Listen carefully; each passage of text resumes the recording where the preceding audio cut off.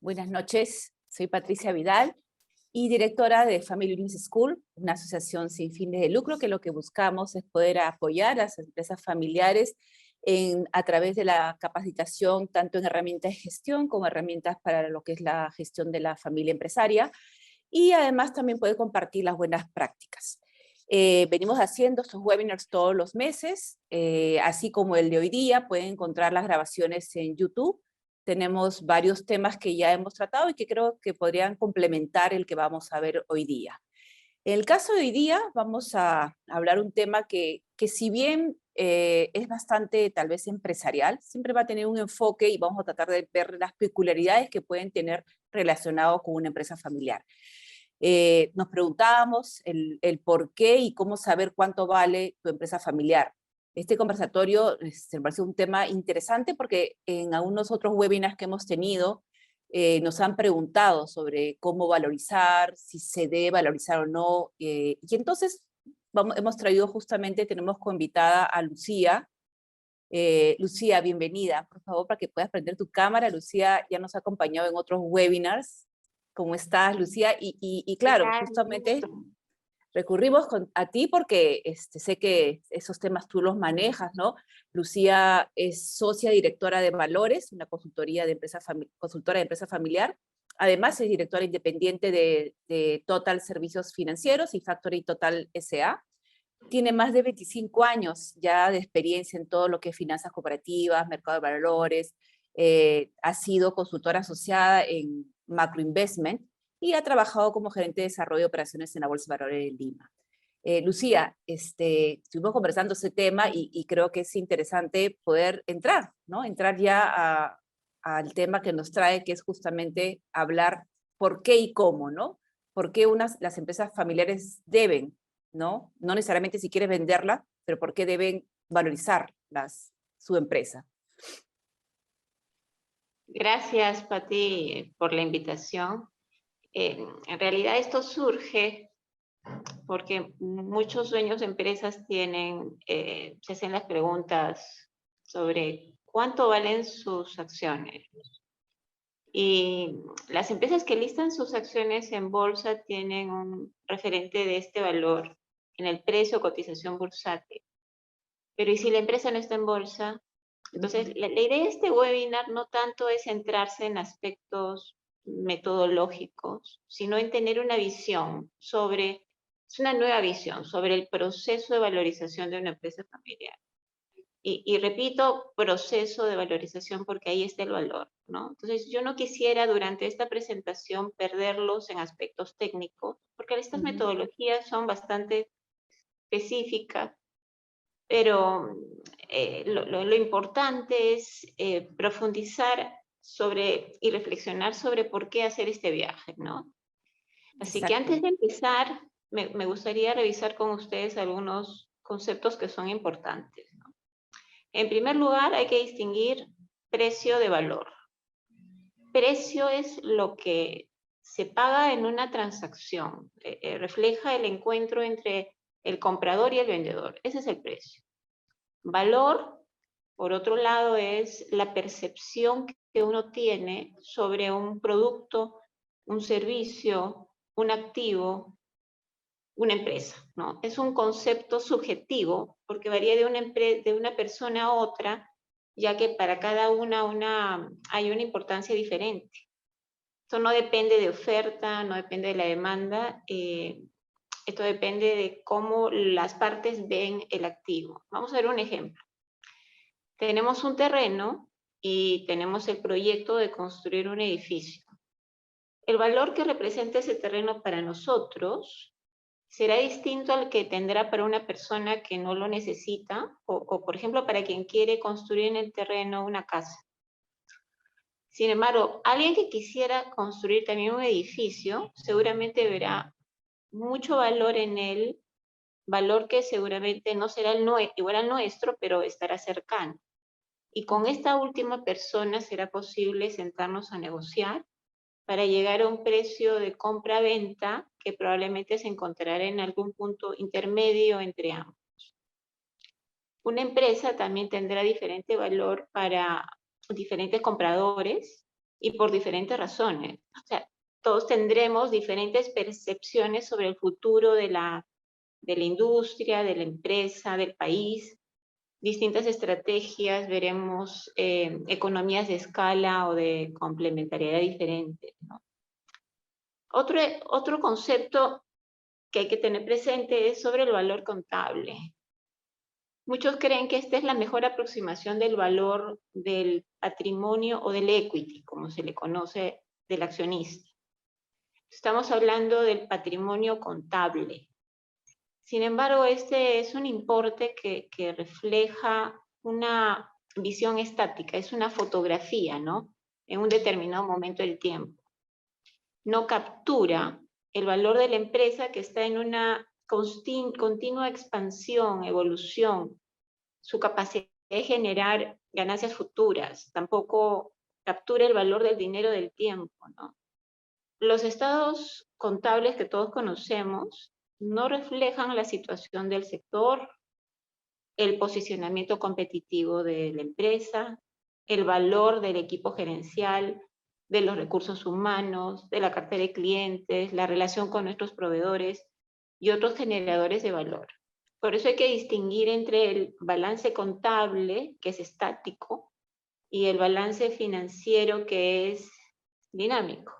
El balance financiero incluye, además de los activos contables, los llamados activos de crecimiento, es decir, el valor a ser creado por futuras inversiones. Por el contrario, valorizar de manera profesional una empresa es un proceso que exige pensar en el futuro. Es ver a la empresa en marcha y analizar todos los elementos que la afectan, como el entorno macro, las características de la industria, el esfuerzo comercial, el precio de los insumos, el manejo de inventarios, las mejores prácticas operativas, los nuevos proyectos. Y este análisis implica identificar los factores que tienen mayor valor, mayor impacto en el valor de la empresa. Estos factores se conocen como value drivers o generadores o impulsores de valor, y hay que tenerlos identificados. Pero también hay que identificar todos aquellos elementos que implican una destrucción de valor, porque hay que abordarlos, trabajar en ellos para reducir su impacto, ¿no? Entonces, una valorización profesional no solamente refleja la situación financiera actual, sino también ese mayor valor creado por las ventajas competitivas de una empresa familiar que es sostenible a largo plazo, ¿no? Okay. En cuanto a las metodologías de valorización, existen varias metodologías. La más aceptada es la de flujo de caja descontado. Esta es una metodología que asume la continuidad de la empresa en el tiempo y su capacidad de generar flujos que los accionistas van a poder retirar. Entonces, son flujos que representan las características actuales y futuras del negocio, del mercado y sus oportunidades de crecimiento. Después vamos a ver un ejemplo para entender cómo funciona esta metodología, que consiste en flujos futuros que los traemos a hoy, porque aquí hay que ser consciente de lo que se llama el valor del dinero en el tiempo. 100 soles hoy día no son igual a 100 soles dentro de 3 o 4 años, ¿no? Y también hay que reconocer un componente de riesgo, del riesgo del negocio, ¿no? Esta tasa que recoge estos componentes se llama costo de capital, que también la vamos a ver brevemente, ¿no?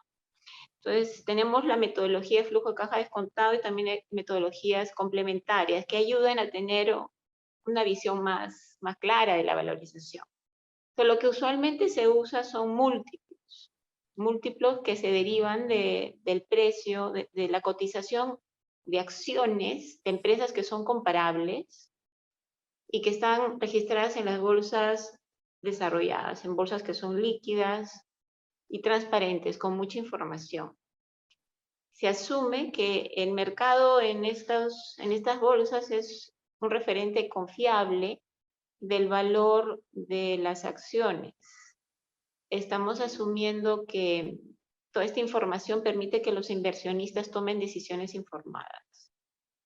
Por ejemplo, se considera a las veces que el valor empresa, que está calculado a partir de la cotización bursátil, representa las ventas, las veces que representa el patrimonio contable, las veces que representa la utilidad operativa o el EBITDA.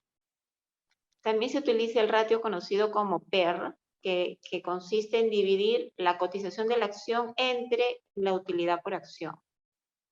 Pero para utilizar múltiples comparables es fundamental encontrar empresas que también sean similares. Y hay que ver ahí tamaño, riesgo, tasa de crecimiento, rentabilidad, ¿no? También es importante tener presente que los precios en la bolsa muchas veces reflejan liquidez y especulación, ¿no? Eso hay que tener muy presente. Y eso lo vamos a ver en unos minutos, ¿no? Otro método consiste en utilizar los precios de transacciones de compra-venta privadas que se han dado de empresas que son comparables, ¿no? En este caso hay que considerar la transacción, el tamaño de la transacción y si esta corresponde a una participación mayoritaria. Y sabemos que una participación mayoritaria lleva implícita una prima por control, ¿no? Que hay que saber de alguna forma separarla, cuantificarla en caso que la transacción que vamos a ver es por un monto, una participación menor, ¿no?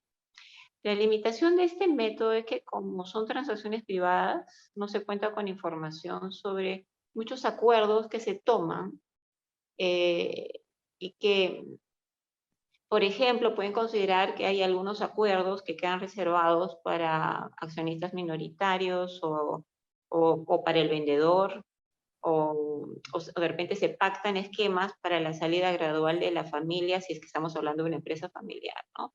Que vayan dejando gradualmente la gerencia de la empresa.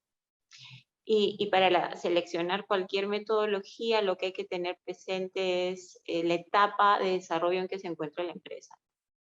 Yo creo que lo más importante para tener presente en la valorización, y este es el enfoque que quiero compartir con ustedes, es que valorizar una empresa familiar no es solo llegar a un número después de utilizar una metodología, ¿no? La magia está en el proceso, y esto ya lo he repetido varias veces, proceso, ¿no? El proceso de que la gerencia y la empresa familiar construyan una inteligencia financiera que les permite estimar ese rango de valor en que confíe la familia y que prepare a la empresa y familia para que la valorización sea un proceso regular, que no se haga solo una vez, sino que se inicie el proceso y que regularmente se vea actualizaciones en función de, por ejemplo, nuevos proyectos o de repente supuestos que fueron sobrevalorados y que hay que ajustar para no tener pues una idea de valor que no es la que corresponde, ¿no? Y creo que lo más importante es construir un sistema interno de generación de información, porque muchas empresas no cuentan con eso, ¿no? Y no se trata de generar el sistema de información para hacer la valorización, ¿no? Sino es iniciar con una valorización, identificar aquellos componentes de información que ayudarían a tener una aproximación mucho más fina y más confiable, ¿no? La valorización debiera verse como un ejercicio que se revise de manera continua y que permita que la familia conozca, que los miembros de la familia conozcan su empresa, que sean conscientes del valor que han creado y que transferirán a la siguiente generación, ¿no? Entonces, cuando uno sabe lo que tiene, el valor de lo que tiene, si este es un valor con potencia, habrá esfuerzos por comprometerse a cuidar, o sea, a comprometerse como miembros de la familia a poner su grano de arena, que ese valor se alcance, y habrá un sentido de unidad porque la familia estará unida para que el proceso de valorización sea logrado, ¿no? Para que los objetivos se logren. La siguiente, Pati. Y ahora, ¿por qué valorizar? ¿No? Hay una serie de razones, pero quizás la más común, que es la que más vemos, es cuando un miembro de la familia decide vender sus acciones. Entonces, en ese momento se busca tener una valorización para que el vendedor y el comprador cuenten con un rango de valor. Cuando hablamos de valorización, no estamos hablando de un precio, de un punto de valor, estamos hablando de un rango entre tanto y tanto. Entonces, ese rango de valor permite que se pueda cerrar una transacción que dé tranquilidad a las dos partes. Para el vendedor, el valor referente será el precio mínimo que puede aceptar, en tanto que para el comprador es el precio máximo.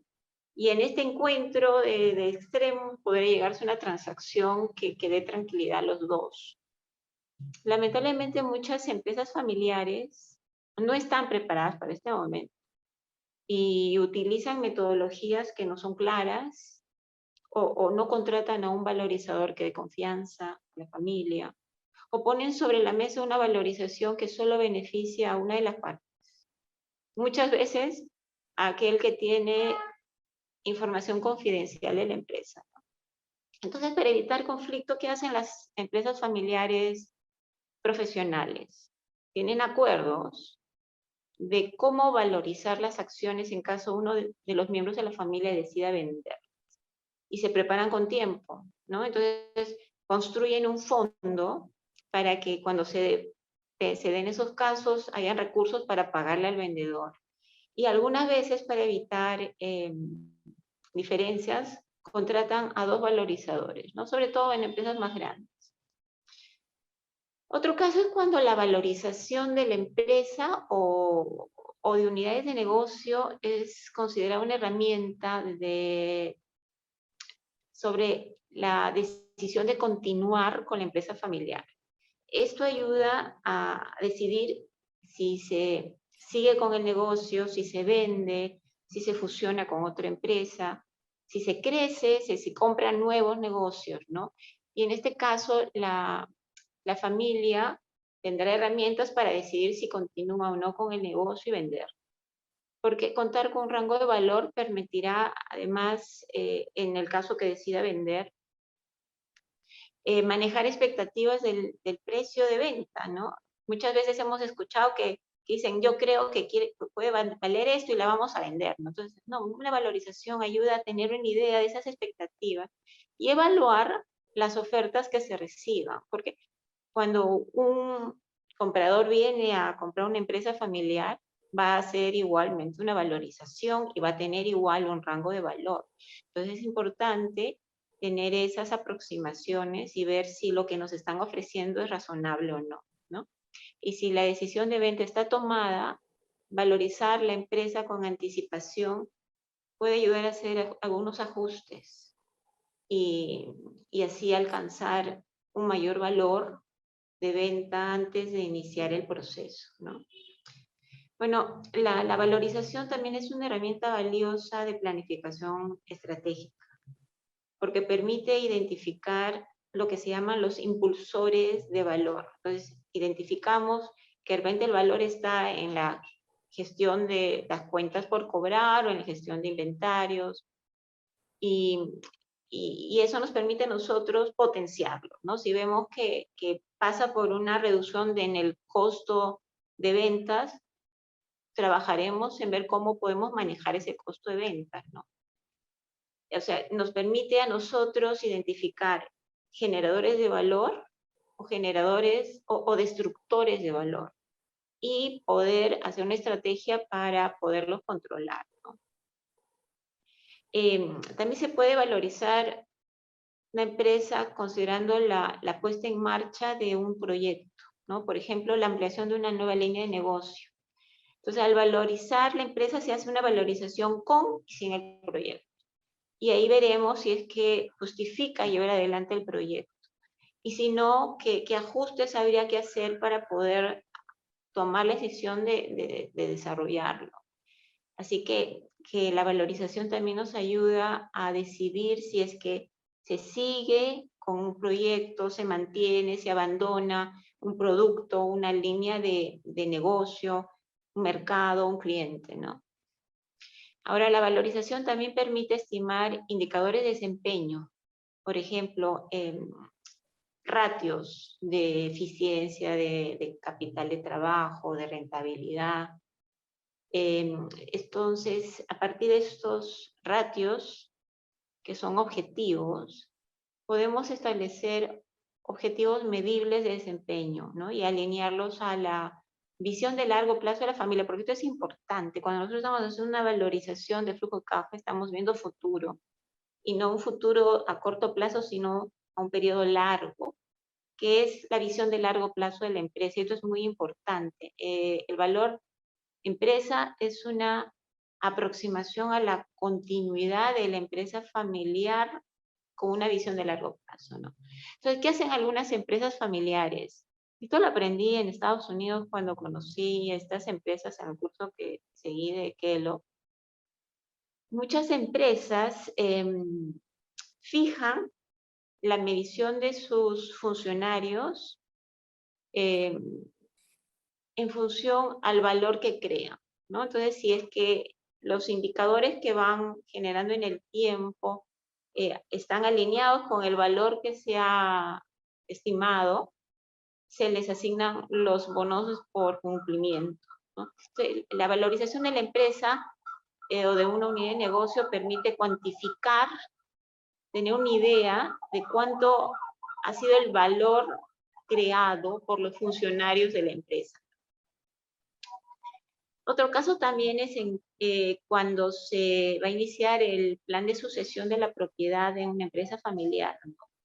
Conocer el valor de las acciones permitirá incorporarlas junto a los demás bienes del fundador dentro de lo que es la masa hereditaria para poder hacer una distribución equitativa de todo este patrimonio entre todos los herederos y así evitar diferencias y conflictos, ¿no?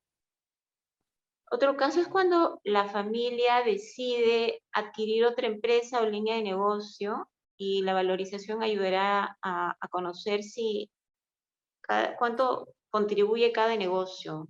Y lo más importante es si es que cuando se hace el seguimiento, esta inversión realmente produce los resultados esperados y si no, evaluar si se abandona o no el proyecto o si se hacen ajustes del proyecto para poder generar un mayor valor para el accionista, ¿no? Pero quizás el motivo más importante, ya como lo mencioné, es que valorizar una empresa familiar es un esfuerzo para que los miembros de la familia conozcan su empresa familiar, conozcan el valor del patrimonio que han recibido, que se ha creado, y estarán más comprometidos para cuidarlo, para trabajar unidos todos los miembros de la familia en el logro de los objetivos y cuidar ese valor empresa y trabajar comprometidos, ¿no? Pasamos a la siguiente. No sé, Patti, si tienes alguna pregunta para poder avanzar ya con los temas más de la metodología. Sí, a ver, estaba pensando, Luciana, te escuchaba y me entra, a ver, lo que te estoy entendiendo, ¿no? Que una buena práctica para empresas familiares, primero, pactar con anticipación cómo se va a valorizar las acciones. Y el otro tema importante creo que es el tema de ir teniendo un fondo para, en caso algún familiar desee vender sus acciones, ¿no? Otro tema que estaba pensando es, cuando es una empresa familiar, a veces los que valorizan las empresas, como que si es una empresa, sabiendo que es una empresa familiar, tienden a penalizar porque asumen que gran parte del valor de una empresa familiar es que los miembros estén ahí, ¿no? Que estén en el día a día, que estén trabajando, y parte de la ventaja de que tiene una empresa familiar es la entrega que tienen sus miembros, mucho más allá que un tercero que no es de la familia. Entonces, no sé si es propicio ya hablar sobre qué puede hacer una familia empresaria para evitar estas penalizaciones, que de por sí se da, ¿no? Se da normalmente porque hay una connotación de que si la familia sale, el valor de la empresa se reduce. Entonces, no sé si en la experiencia que tú has tenido tienes, qué puede hacer una empresa familiar para para no penalizar tanto ese valor que podría tener, que de por sí se da por la connotación y la parte negativa que se ve en una empresa familiar a veces. Mira, al valorizar una empresa familiar, ya hemos dicho que el valor es una percepción, ¿no? De futuro. Entonces viene un potencial comprador y ve una empresa familiar que no es profesional, que no cuenta con un sistema de control interno que garantice que la información financiera es íntegra, ¿no? Que no cuenta con estructura formal, una estructura organizacional formal, que la gerencia está conformada por miembros de la familia que no son profesionales, que no hay un sistema de información de gestión.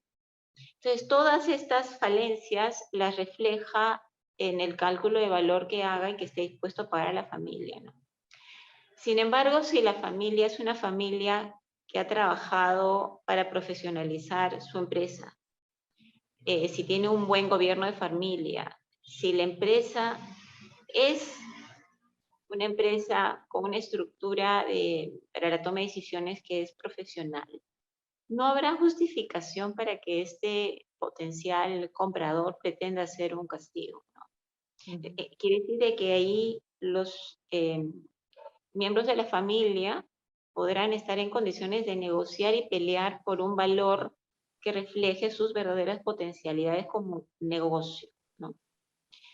Ahora, hay inversionistas que ven un espacio de apreciación en el valor cuando compran una empresa familiar que no es profesional, ¿no? Entonces, ¿qué hacen? Se encargan de ordenarla Ujú. y De cuando ya está potenciarla, lista, la venden a un mayor valor, ¿no? Entonces, la exacto. idea es que este diferencial se lo mantenga la familia, ¿no? Y que para lograrlo tiene que trabajar para ordenarse y profesionalizar su empresa antes de iniciar un proceso de venta, ¿no?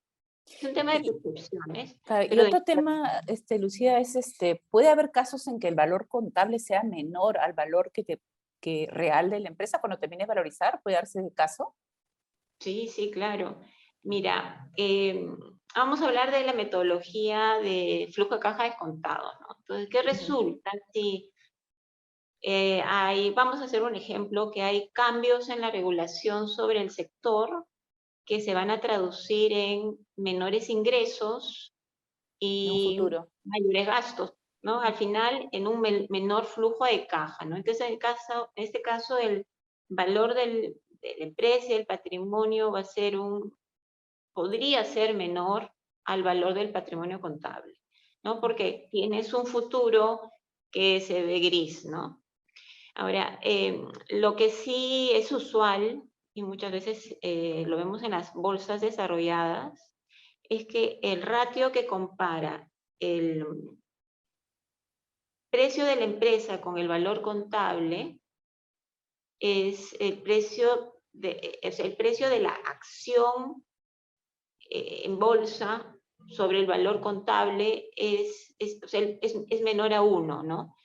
Y esto sucede cuando el mercado, a pesar de tener toda la información, no confía en los fundamentos de la empresa, ¿no? Entonces ve una empresa igual con un futuro que puede estar afectado por competencia, por falta de innovación, por cambios en las reglas de juego, entonces no la valora y eso se refleja en un precio de mercado que es menor al de el valor contable. Eso es Inclusive, Lucía, no sé, me pongo a pensar en un caso ya yéndonos puntualmente de la empresa familiar, cuando hay diferente división entre los accionistas, que puede esta falta de visión en conjunto ir deteriorando poco a poco las relaciones, ¿no? Y por lo tanto también deteriorando tarde o temprano, afectando los resultados de la empresa, ¿no? También claro. podría dar, ya yéndonos a la empresa familiar. Ok. Bueno, te dejo con la metodología para que puedas explicar. Bueno, vamos a ver brevemente la metodología de flujo de caja descontado. Nuevamente, la idea no es entrar en los detalles. Si es que alguno de ustedes quiere ver algo más específico sobre temas técnicos, al final tienen mi correo y me pueden Ujú. escribir, pero la idea es no aburrir a los que no están familiarizados con estos temas, ¿no? Entonces, la metodología de flujo de caja descontado refleja la capacidad de la empresa de generar flujos de dinero que los inversionistas puedan retirar sin afectar su normal funcionamiento. Entonces incorpora aspectos de el sector, características y riesgos de la operación actual, el potencial de crecimiento, nuevos proyectos, entre otros elementos de ese futuro que queremos capturar, ¿no? Entonces, ¿en qué consiste? En 3 pasos, ¿no? Consiste en estimar el flujo de caja durante un horizonte de proyección. Suele ser entre 5 y 10 años. Luego traer ese flujo al presente utilizando una tasa de descuento, una tasa que refleje el valor del dinero en el tiempo, que ya lo hemos mencionado, o sea, nuevamente 5 soles hoy día no es igual a los 5 soles dentro de 1 o 2 años, ¿no? Y eso hay que recogerlo. Y también es el riesgo relativo de negocio, ¿no? No todos los negocios tienen el mismo riesgo. Y luego también se estima el valor de la empresa luego de que concluye el horizonte de proyección, porque las empresas tienen usualmente una vida indeterminada, es algo que estamos hablando en proyecto, ¿no? Pero tiene una vida indeterminada, que va más de los 10 años. Entonces lo que se busca es conocer ese valor pasado el horizonte de proyección y esto se conoce como valor terminal.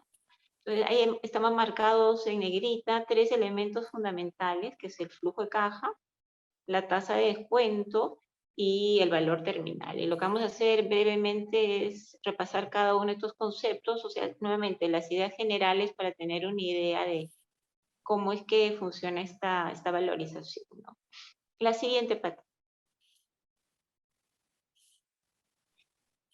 Vamos a hablar primero de la tasa de descuento, que quizás es el componente más pesado, ¿no? Entonces, el elemento para conocer la tasa WACC, que es la metodología, nos permite conocer lo que se llama como el costo de capital. Esta tasa refleja el costo de financiar el negocio, ya sea con deuda de terceros o con aporte de los accionistas, ¿no? Esto está atado a lo que se llama como la estructura de capital del negocio, o sea, cuánto es deuda y cuánto es capital. La pregunta es, ¿hasta qué punto se puede reemplazar el capital del accionista por deuda de terceros, que es usualmente más barata, ¿no? Ahora, asumimos que podemos endeudarnos más, pero resulta que cuando una empresa se endeuda más, se vuelve más riesgosa. Y los bancos, al ver que hay un mayor apalancamiento, buscarán subir la tasa porque hay más riesgo, ¿no? Entonces, si sube la tasa por más endeudamiento, también incrementa el costo de capital. Entonces, de ahí hay que bajar y hacer un equilibrio y ver cuál es la tasa de capital que genera un mayor valor, ¿no? Entonces, es importante conocer el valor de la empresa asociado a diferentes estructuras de capital y diferentes tasas de costo de capital. Entonces, esto permitirá tomar decisiones sobre cuál es esa combinación de endeudamiento y patrimonio. Y encontrar esa combinación y decidir pues que no necesariamente todas las utilidades generadas por la empresa se tienen que generar en la empresa, quedar en la empresa se deja un poco evidentemente, pero nos permite dejar el negocio blindado para financiar su futuro y retirar los excedentes para manejarlos fuera de la empresa. Estamos hablando dentro de lo que se llama la diversificación del riesgo, para que la familia pueda tener pues un patrimonio gestionado de una manera profesional en beneficio de toda la familia. ¿En qué consiste la metodología WACC? Que es por los siglos, tiene las siglas en inglés. Y esta tasa consiste en ponderar el costo de la deuda y el costo de capital. Y esto según cuánto representa la deuda y el capital dentro del total de financiamiento de la empresa, ¿no? Para ello tenemos que conocer, como ven en la fórmula, el ratio de capital propio sobre la deuda, el costo de capital, el ratio deuda-capital propio y el costo de la deuda.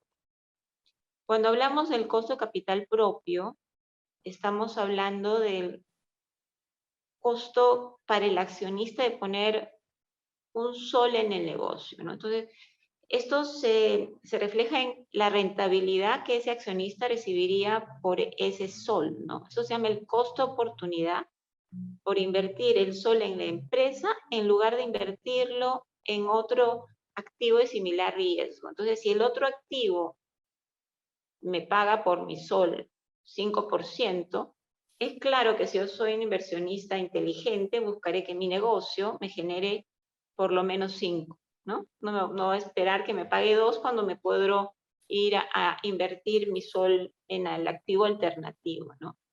Existen varias metodologías para estimar esta tasa de costo de capital propio. La más conocida se llama KPM y parte de identifica una tasa de libre de riesgo, que es una tasa que suelen pagar los bonos de los estados del Tesoro americano, y a ello se le va agregando una serie de componentes. Es una prima porque no estoy en Estados Unidos, sino que estoy en el Perú. Una prima porque ya no estoy pensando en bonos, sino por invertir en acciones. Otra prima por el riesgo del sector en el que está la empresa. No todas las empresas son iguales y eso se refleja en el comportamiento del precio en las bolsas. Por tamaño de empresa, por riesgo cambiario, si es que la tasa la hemos tomado en dólares y la tenemos que pasar a soles. Hay una serie de componentes para calcular esta tasa de descuento que es fundamental para poder encontrar el valor de la empresa, ¿no? Por otro lado, la tasa de costo de la deuda es el costo para obtener hoy financiamiento de terceros a largo plazo, ¿no? Y como el gasto de los intereses se puede deducir para fines del impuesto a la renta, hay que calcular, hay que incluir en la fórmula, como ustedes ven, la tasa del ahorro tributario, ¿no? Regresando a tu pregunta, Patti, sobre si el valor de la empresa puede ser menor al valor contable, puede suceder que la rentabilidad exigida por el accionista se incremente porque hay un mayor riesgo país o hay un incremento en la tasa de los bonos del Tesoro americano. Entonces, el costo del capital propio del capital del accionista se incrementa, sube la WACC y cuando uno trae un flujo al presente usando una tasa más alta, el valor actual es menor. Entonces, también podría suceder que en un escenario en el que cambian las condiciones dramáticas del país, ese riesgo país se incrementa tan fuerte que termina castigando el valor y tener un valor más bajo, ¿no? La siguiente, por favor, Patricia.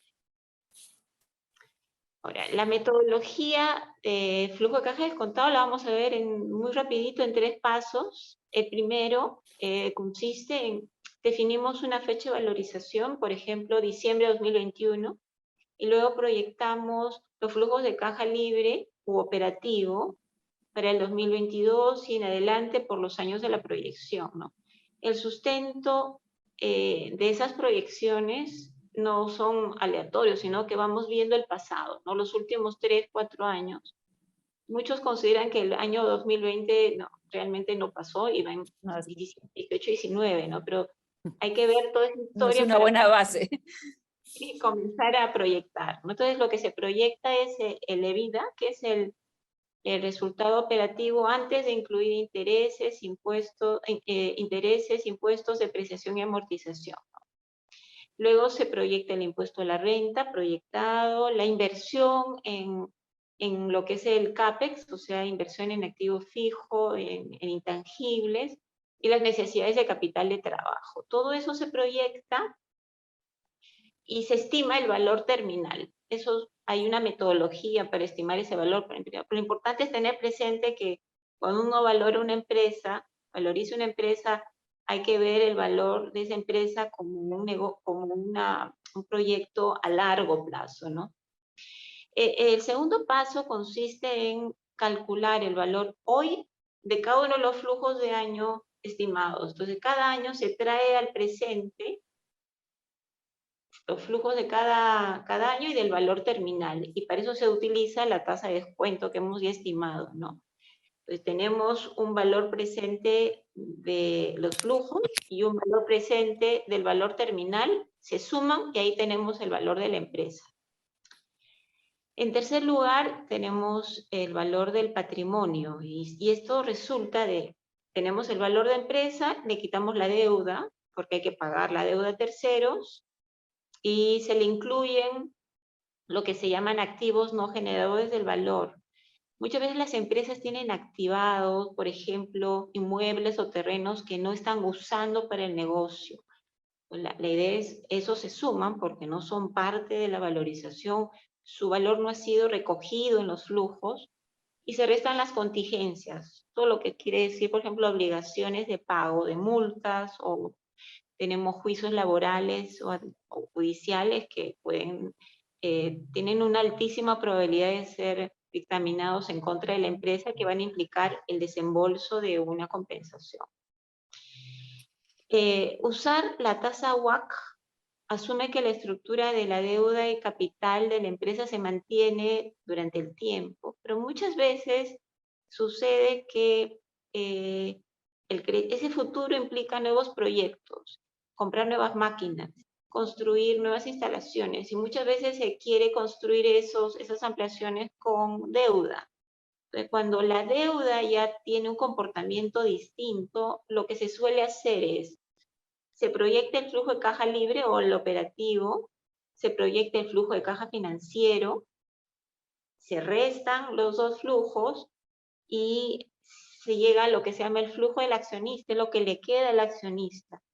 Y se calcula el valor terminal de ese flujo, y todo este flujo se trae al presente a la tasa de costo de capital del accionista, porque estamos hablando solamente del accionista, ¿no?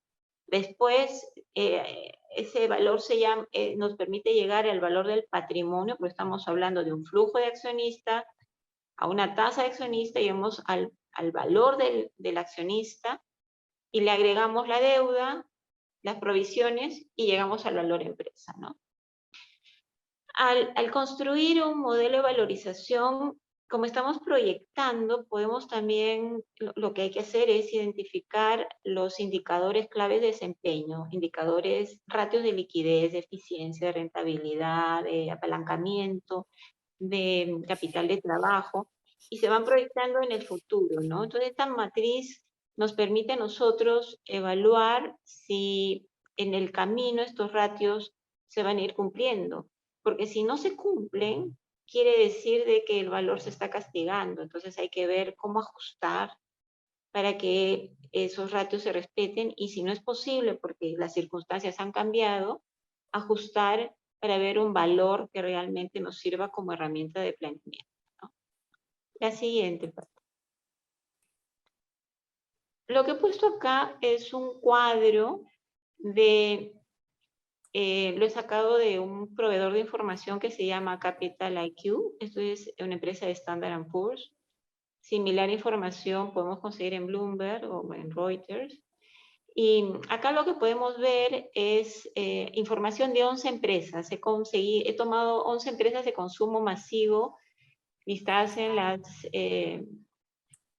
bolsas americanas. Son productoras, son conglomerados industriales, ¿no? Estamos asumiendo que el precio en bolsa refleja el encuentro de compradores y vendedores que han tenido acceso a información. Estas bolsas tienen reglas para que las empresas den mucha información, ¿no? Entonces son empresas, son inversionistas que tienen información amplia, que es íntegra y que es oportuna. Entonces están en condiciones de tomar decisiones informadas. Vemos la columna bajo el número 1. Esa columna refleja lo que se llama la capitalización de mercado, que consiste en multiplicar el número de acciones en circulación por el precio de las acciones. Si yo multiplico precio por número de acciones, llego a lo que es el valor del patrimonio, el valor del equity. Si a este valor del patrimonio y el equity nosotros le agregamos el monto de la deuda, como hemos visto en el ejercicio anterior, vamos a llegar a lo que se llama el valor de la empresa. Eso está bajo la columna 2. A partir de este valor se calculan varios ratios que son comparables y que están en las últimas columnas, ¿no? Entonces así tenemos las veces que el valor empresa representa de las ventas de la empresa, del EBITDA o del resultado operativo, ¿no? Acá tenemos 11 empresas. Lo ideal es trabajar con conjuntos de empresas más amplios, porque siempre hay diferencias de riesgo, de desempeño, y entre más tenemos es más fácil llegar a números que limpien esas distorsiones si solamente nos concentráramos en una o dos, ¿no? Y lo útil es estimar la media o la mediana, ¿no? Estas son medidas estadísticas. La mediana lo que hace es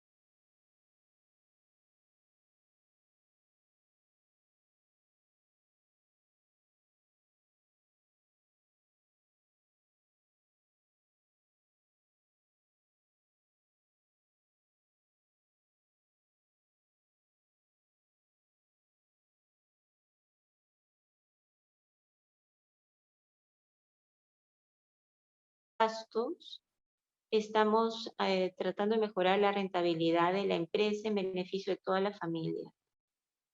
Y también es importante conocer si la empresa tiene contratos con miembros de la familia, por ejemplo, de alquiler. Uno de la familia es dueño de un inmueble, se le alquila, pero el precio de mercado es de $15 el metro cuadrado y la empresa está pagando 20, ¿no? O de repente hay préstamos que se han hecho, que los accionistas han hecho en la empresa, y si la tasa de préstamo está en 7%, el préstamo que le pagan al accionista está en 15%, ¿no? Entonces, todas estas son prácticas que muchas veces lo que hacen es extraer valor de la empresa. Entonces, lo recomendable después de identificar todas estas particularidades de una empresa familiar que no es profesional es tratar de sincerar y corregir, porque al final, si tienes una empresa que vale más, termina beneficiando a todos los miembros de la familia. La siguiente y la final, Pati. Vamos a hacer ahora un recorrido muy rápido del proceso de valorización. En general son 4 grandes pasos. Estos procesos pueden tomar, el proceso de la valorización puede tomar 3 o 4 meses, pero esto depende primero de la disponibilidad de la gerencia y la familia para dedicarle tiempo al proyecto. Otro es que si hay información disponible, completa, íntegra, que permita tomar una foto del pasado y proyectar el futuro, ¿no? Si es que hay una idea de planeamiento. La primera actividad consiste en que el valorizador se acerca a conocer el negocio, ¿no? A definir los generadores de valor. Hay que conocer el sector, quién es la competencia, cuál es la participación de la empresa, hacia dónde va la industria. Se revisa información histórica. Lo ideal es que sea auditada por un tercero reconocido. Hay informes gerenciales, el plan estratégico para los próximos años, la cartera de clientes, cuáles son los principales procesos, políticas de capital de trabajo, por ejemplo, cuáles son los días para cobranza o pago a proveedores, o el manejo de inventarios, el régimen tributario aplicable, bueno, entre otra información, todo esto para tener una foto de la empresa. Muchas veces no se cuenta con esta información, pero lo importante es que, o sea, se puede hacer una valorización inicial advirtiéndose la necesidad de contar con algunas precisiones adicionales para poder trabajar, construirla y ver resultados ya más precisos, ¿no? En esta etapa es fundamental tener reuniones con la gerencia, los miembros de la familia, líderes del proceso, porque ellos nos van a permitir entender hacia dónde ven el negocio, ¿no? Como resultado de este primer análisis, se definen escenarios, ¿no? Vamos a encontrar un escenario base, un escenario un poco más inestable o de crecimiento, y comenzamos a trabajar los supuestos para las proyecciones. Cuánto esperamos que crezcan los ingresos, cuál va a ser el margen bruto, los gastos administrativos, el CAPEX que se va a necesitar si se van a llevar adelante proyectos. Y de ahí se procede a calcular todo lo que son los indicadores de desempeño. La siguiente actividad consiste en construir el modelo financiero para este escenario base, y se proyecta el flujo de caja, el estado de situación y el estado de resultados. Se suele trabajar con Excel, hacer un modelo que sea simple pero completo. Muchas veces presentan unos Exceles sumamente sofisticados, pesadísimos, muy grandes. No, acá hay que trabajar un Excel que permita incorporar información estratégica y de gestión, pero que pueda ser entendido por todos los miembros que están involucrados en el proceso, ¿no? También se calculan los indicadores de desempeño, la tasa de costo de capital y el valor terminal, que como ya hemos explicado son las piezas de la valorización. Y luego corremos la valorización y se estima un rango de valor empresa, considerando, por ejemplo, que la tasa de costo de capital cambia, porque estamos asumiendo un cambio en la estructura del costo de capital, y también se proyecta ese crecimiento de la empresa después de del periodo de proyección, o sea, lo que es el valor terminal, ¿no? La tercera actividad es presentar los resultados de este primer ejercicio a los responsables del proceso. Se presenta, se reciben sus comentarios, se realizan los ajustes si son necesarios, se evalúan los indicadores que se han proyectado, el rango de valor, los resultados del análisis de múltiplos comparables, y a partir de todo esto se comienza a elaborar el informe de valorización. Este documento describe la metodología, los supuestos, los escenarios, y debe de ser sumamente completo, muy didáctico para que lo pueda entender los diferentes miembros de la familia a los que se les quiere entregar este proyecto, este documento. Y también se incluye lo que se llama la sensibilización. A partir de los que se llaman los indicadores de valor, se comienzan a hacer juegos con cambios en ingresos, cambios en costo y cambio en gastos, y poder llegar así a tener diferentes rangos de valor en función de cambios en los diferentes generadores de valor, ¿no? Y finalmente se presentan los resultados a la familia. Lo que se busca es que la familia, que durante todo este proceso ha sido acompañada con capacitación, o sea, hay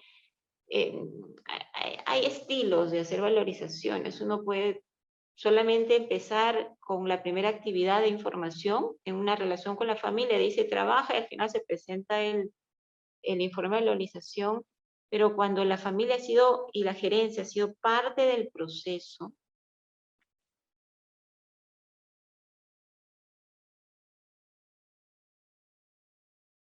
A ver, creo que y Lucía, se te fue la señal un rato. ahora, Ahora sí, bien, ahora sí. ya, entonces la idea es que, eh, ¿ahora me escuchas bien? Sí, sí se Porque escucha bien ahora. Sí se ya, escucha bien. entonces, ya, muy bien. Entonces, lo que quiero decir es que el haber tenido esta relación con la familia y la gerencia durante todo el proceso prepara a estos miembros para que conozcan su empresa, conozcan el valor, sientan confianza y se sientan motivados a repetir este proceso de manera continua, ¿no? Entonces, este es un nuevo enfoque, sobre todo para empresas familiares que necesitan tener una valorización siempre en la mesa, porque cuando hay más miembros de la familia y no todos ellos quieren estar en la empresa, y sobre todo si son los miembros de la familia minoritarios, son a ellos a los que hay que cuidar más por si se quieren ir, para que sepan que el precio que se les ha puesto sobre la mesa es un precio que han venido conociendo durante tiempo y en el que confían, ¿no? Y no sentirse que han sido aprovechados, buscando siempre que la familia esté unida y no se divida por este tipo de malas prácticas, ¿no? Al contrario, unir y comprometer a toda la familia. Exacto. Eso es parte, toda la Sí. presentación. Gracias. Más bien tenemos algunas preguntas. A ver, acá nos preguntan cómo hacer, ¿no? En sectores en los cuales hay mucha informalidad, cómo se puede elegir las empresas que van a comparar, ¿no? O sea, cómo adaptar cómo adaptan estas metodologías cuando el sector en el cual se desempeña la empresa hay bastante informalidad. A ver, la valorización en sí, cuando uno vaya a proyectar los ingresos, esa informalidad se va a reflejar en ese futuro, ¿no? Ya el futuro, lo que tenemos que hacer nosotros es, dentro de esas proyecciones, recoger cómo es que la informalidad nos pega, ¿no? Es complicado encontrar comparables. Como ya hemos visto, en este sector que usualmente es uno de los más maduros, el de bienes de consumo masivo, hasta ahí encontramos indicadores que están inflados, sobrevalorados, ¿no? Cuando uno hace una valorización, lo que se busca es encontrar razonabilidad, ¿no? Tener un poco de desde que se plantean las proyecciones, hay que trabajarlas con esa aproximación a la realidad. Si estamos en un sector informal, y ya lo hemos vivido porque hemos dicho que la valorización considera el pasado, ¿no? Entonces ese pasado ya recoge esa informalidad, la competencia, prácticas que pueden afectar los precios, igual en el futuro, y tratar de, si es que hay algún indicador que nos sirva, o si encontramos información de transacciones que se han hecho, Podría como ayudar, ¿no? tomar un referente, ¿no? Pero no hay una fórmula única, hay que trabajar caso por caso y con las herramientas tratar de ayudarnos, ¿no? Ujú. A ver, acá también nos preguntan si digamos, la metodología que se utiliza va a variar si es que el comprador es alguien miembro de la familia, que si alguien que no es miembro de la familia. ¿Hay diferencias en cuanto a la metodología o debería ser la misma? Si el comprador es un miembro que, no, que es de la familia, Claro, lo versus si es que el ideal, comprador es alguien que no es de la familia, ¿no? Si hay diferencia en cuanto a la metodología. a ver, todos los compradores no son especializados en valorización, entonces lo que hay que hacer es buscar un valorizador. Yo venía el valorizador y ese valorizador va a tener una perspectiva distinta del futuro de la empresa del valorizador de la otra parte, ¿no? Lo que sí puede pasar es que si el vendedor, por ejemplo, o si el comprador, vamos a hacerlo con el comprador, es un miembro de la familia que tiene información estratégica porque está en la gerencia, Claro, lo probable es que haga una valorización eh, que con recoja información privilegiada. esa información y el gran valor potencial, ¿no? Ujú. eh, Apuntando a que su contraparte no va a tener esa misma información y probablemente pueda poner sobre la mesa un precio que solo lo beneficia a él, ¿no? O sea, Ujú. puede suceder mucho, por eso hay que evitar estas malas prácticas, como apoyándonos por profesionales valorizadores que generen confianza. Y Y acá no es creo que que vamos podemos unir con la siguiente pregunta, Lucía, que habla sobre las buenas prácticas que podrías recomendar. Una hemos visto que es el poner en el protocolo cómo va a ser el método de valorización. Tú también nos estás comentando que una buena práctica tal vez podría ser tener dos valorizadores, ¿no? ¿Y qué otras buenas prácticas podrías sugerir?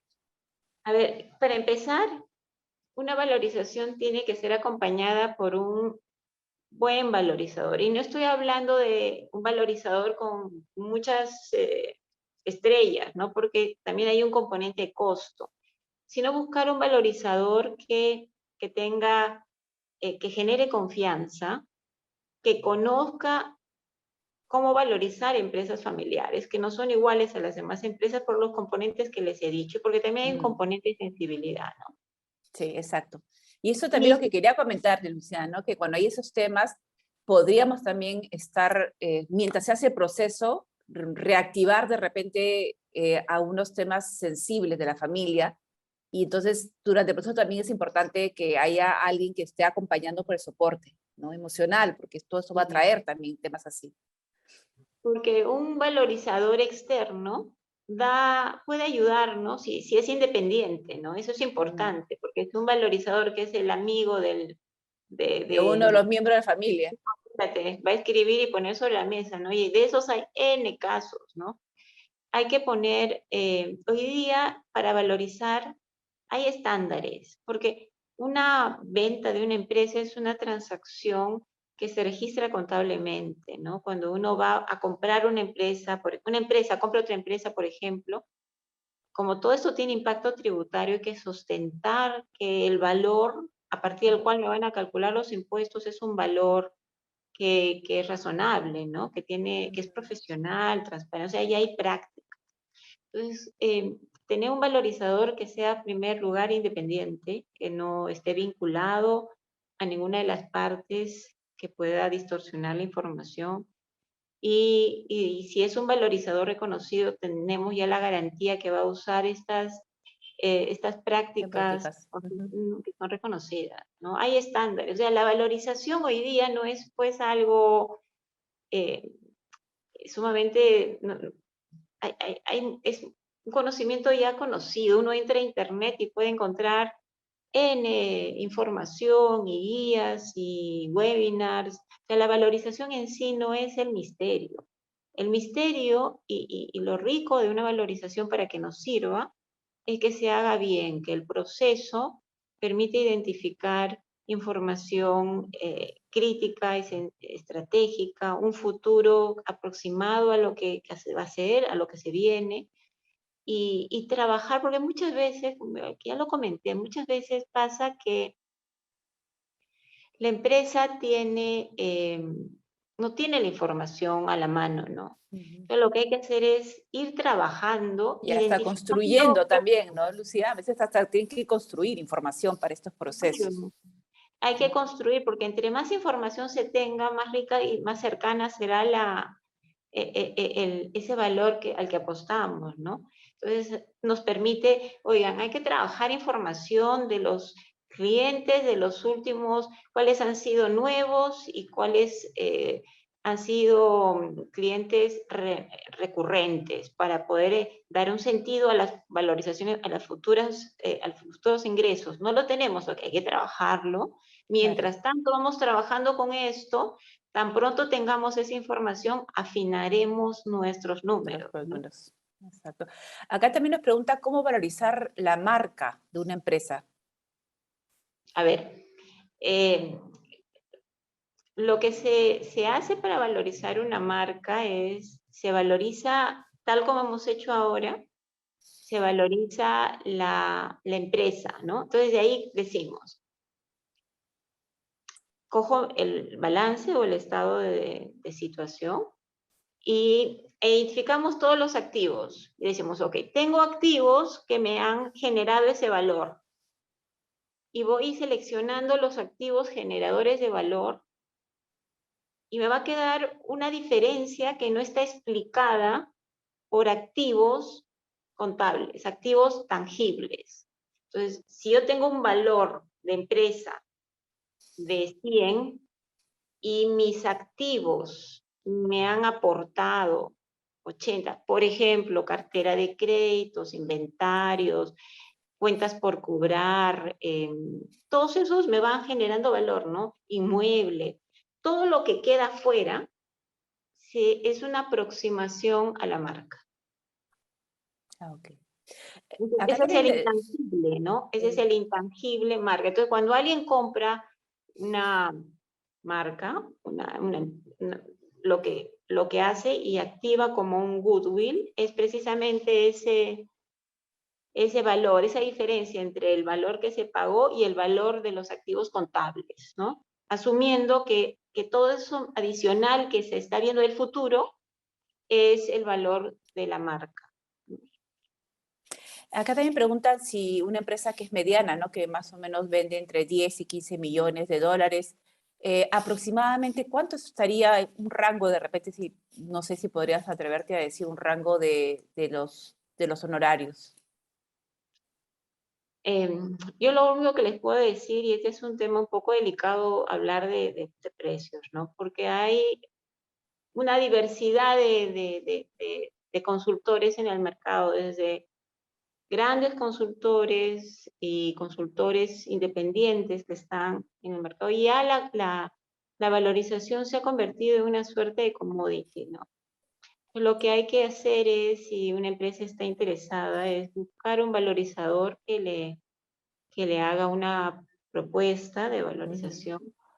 Pero como ya les he contado, la clave no solamente es que nos den un informe que guardemos en el cajón porque nos va a servir una sola vez, ¿no? Sino pedirle a este valorizador que nos ayude desde el principio, a ser parte de la elaboración del modelo financiero, entender cómo se arma. No debe de ser una cosa sofisticada, porque muchas veces te ponen macros, cosas para un poquito asustar y hacerte creer que esto es algo Que finalmente te sirva como una herramienta, que es lo que hemos dicho, ¿no? que lo puedas Este, usar, ¿no? ujú. Naima pregunta, ¿qué opinas de la llave en mano de una empresa? ¿Cómo ves ese significado de valor? Llave en mano. Eh, Eso es cuando tú le entregas a una empresa, compras todos los activos, compras la empresa para entregarla ya montada, ¿no?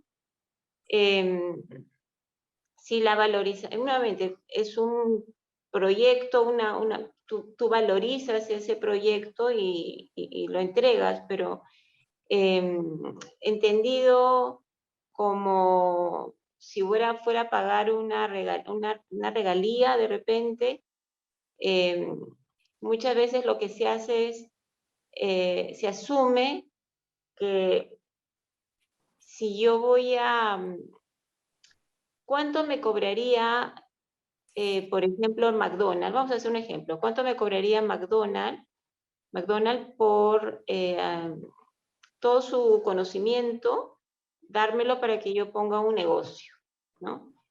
Y se estima ese monto de regalía y a partir de ahí uno puede estimar los flujos y lo que yo tendría que pagar por esa regalía, ¿no?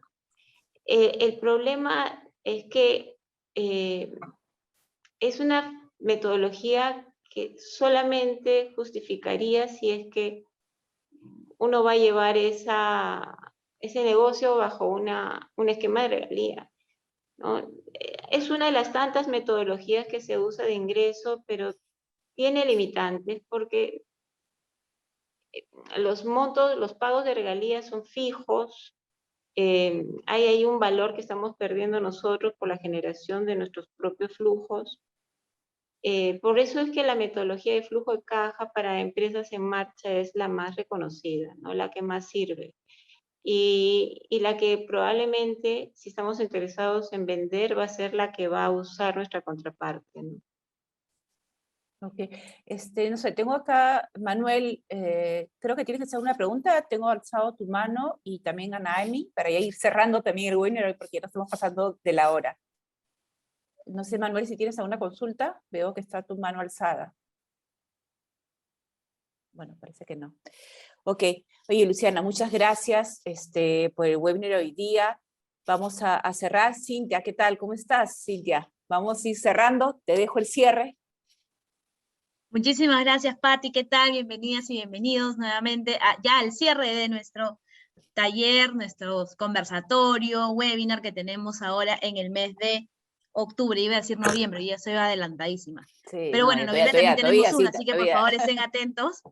¿Qué tal, Mónica? Qué lindo verlos, qué linda verlas nuevamente, algunos que conocimos desde la Asociación de Empresas Familiares. Y bueno, efectivamente uno de los temas que siempre sale y ha salido es la valorización. Sobre todo ahora con ya la pandemia que ya sabemos y las cosas que han ido cambiando en los negocios, hace de que uno mire con otros ojos la valorización, ya no tanto con miedo, porque a veces uno piensa, pero ¿para qué la voy a mirar si es que no la necesito? Pero es como muchas de esas cosas que uno debería tener, o es mejor tenerlas sin necesidad de necesitarlas en ese momento. Entonces creo que ese es un tema importante. Y no solamente porque si quieres decidir vender tus acciones a tu familia o vender tu empresa, simplemente para poder tener claro cómo hacerlo, porque como Patti decía al inicio ¿Cuál es tu también, patrimonio ¿cuál es el también, no? patrimonio? Porque Así a veces es, con porque ese al final valor como que te es vas el más valor. compromiso, ¿no? Eso creo que es Así es. importante. Y sobre todo porque efectivamente con empresas familiares no siempre hay un referente, porque además, acuérdense que han hablado de precio y de valor, y el valor tiene esa percepción que no es solamente el cúmulo de claramente la experiencia, el know-how, no sé, los intangibles que pueda tener la empresa, pero también tiene ese componente de la familia. Hay todo un bagaje de trabajo, de lucha, que también es importante poner en valor. Y que a veces no necesariamente lo conocemos, y por eso que no siempre todos los métodos, y en vez de, bueno, eso que hemos visto como diferentes metodologías, porque no todos los métodos van a poder servir, o no podemos compararnos con grandes empresas, y no porque no tengamos la capacidad tampoco, porque sí la tenemos, pero tenemos este adicional, este corazoncito adicional, que es importante poner sobre la mesa. Así que, y como bien dice ahí, la empresa familiar no es solo una acumulación de activos, sino que representa la herencia y el legado de los ancestros y sobre todo para la sucesión. Así que les agradezco por haber estado aquí, muchas gracias por seguir conectados y nos vemos en nuestro próximo webinar. Vamos a colgar la presentación, como siempre, la van a poder encontrar en unos minutos en Facebook de manera y de todas completa, sobre maneras, todo el video. Claro, y si quieren contactar con Lucía, gracias Lucía, aquí están los datos para que puedan contactar. Lucía es experta en todo lo que es valorizaciones, así que con mucho gusto podrá asesorarlo. Y nada, nos estamos viendo entonces, hasta la próxima. Gracias Gracias. Lucía. Hasta la próxima. Gracias, chao, chao.